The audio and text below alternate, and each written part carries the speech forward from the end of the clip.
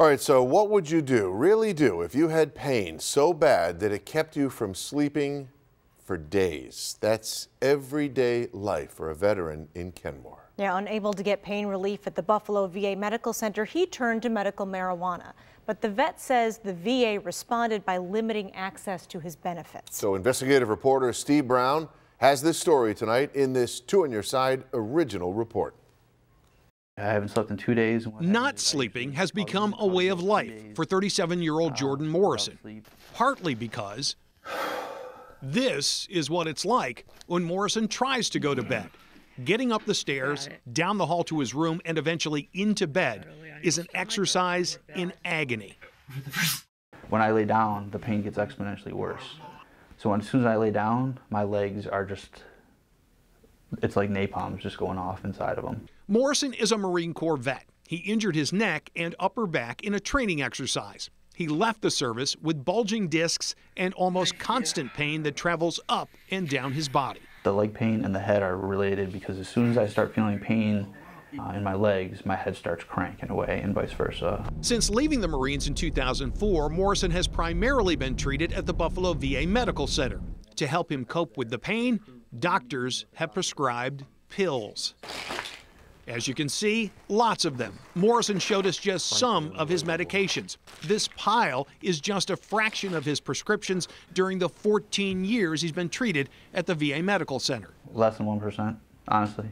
This is less than 1%? Yeah. Was any of it effective? No. Desperate for relief, Morrison turned to the Dent Neurological Institute. The recommendation, medical marijuana. Medical marijuana doesn't cure everything, doesn't help everybody. But I will say that the patients in our treatment plan don't get high, don't get buzzed, and not abusing the drug. Morrison takes both the non-hallucinogenic CBD oil and vaped THC. It's the only reason I'll sleep. Aside from anxiety and depression relief, there's pain relief, but it is the only reason I sleep. But medical marijuana is a thorny issue for veterans. The VA points out on its website marijuana is illegal in the eyes of the federal government, that its doctors may not recommend it, its pharmacies may not fill prescriptions for it, and the VA will not pay for it. So Morrison has paid out of his own pocket for the medical marijuana and other non-VA care. Easily $20,000.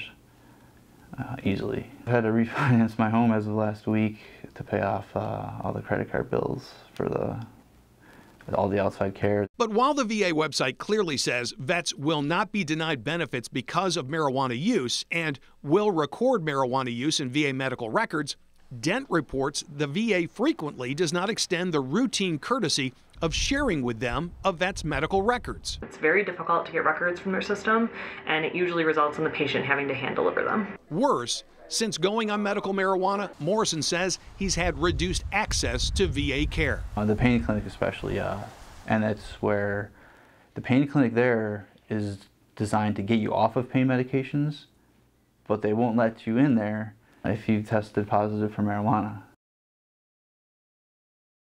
Now, Morrison does have a history of anxiety and depression, admits past use of recreational marijuana, which is still not legal in this state.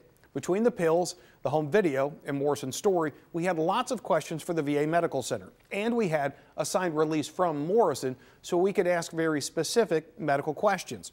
But the VA turned us down for an interview. By email, a VA spokeswoman insists they do share medical records with outside providers and that a vet accessing medical marijuana has no impact on VA care. So there's a dispute there. But that does not explain still all of those pills and the lingering pain that Morrison experiences every day. So is Morrison seeking any outside care now, outside the VA? He absolutely is. Last week he went to the Cleveland Clinic. This was also out of pocket and not cheap. But at this point, I think it's fair to say he's lost faith in the VA's ability to get him what he calls adequate medical care. Scott? Can you blame him? I mean, this was a service-related injury, correct? Absolutely. He served our country for a number of years? 5 years, from 99 to 2004.